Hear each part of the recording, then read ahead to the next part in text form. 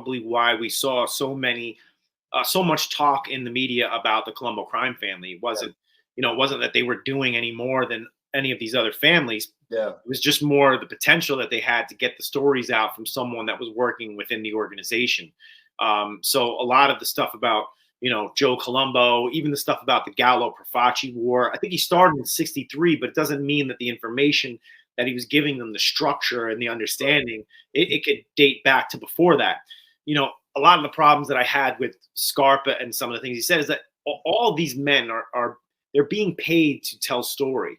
Correct. So, like myself. Yeah. So the more story I come up with, the more I'm going to get paid.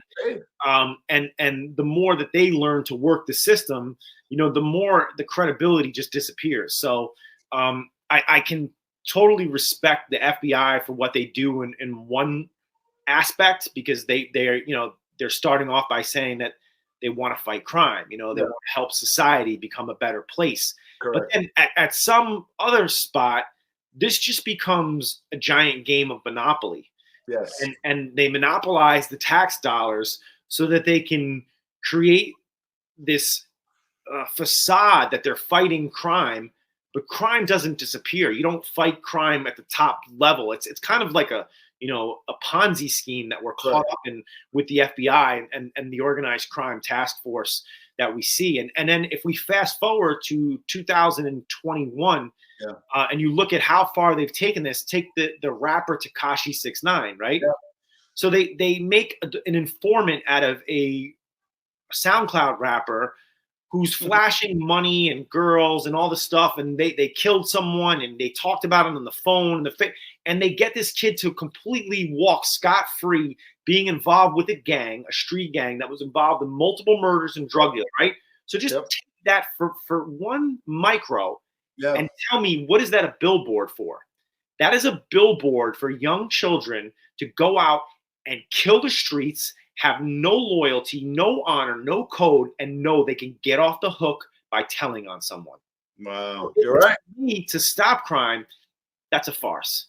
This is now not stopping crime. Now, this leads an easy transition to Sammy the Bull.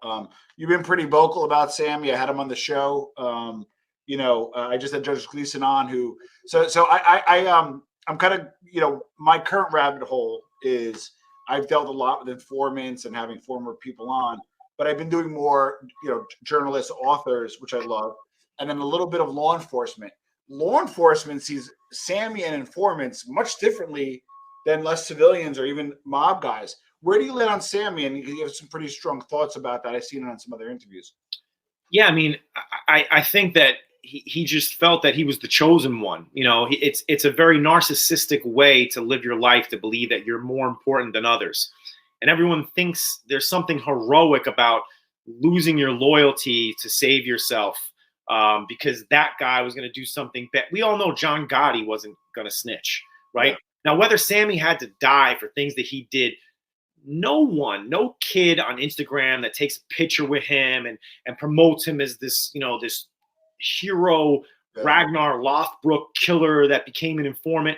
You don't know what happened inside that criminal organization that led John to some of those words. You just don't. You never will. You're not a criminal. Correct. And if you were a criminal, you weren't a criminal at the level those men were at. Okay, so for anyone to just kind of sum it all up in the fact that it was, Gotti was going to do it in two sentences, I can't even speak to people like that, because it's like you're trying to talk about, something metaphysical when you know nothing about the elementary stuff, right? Correct.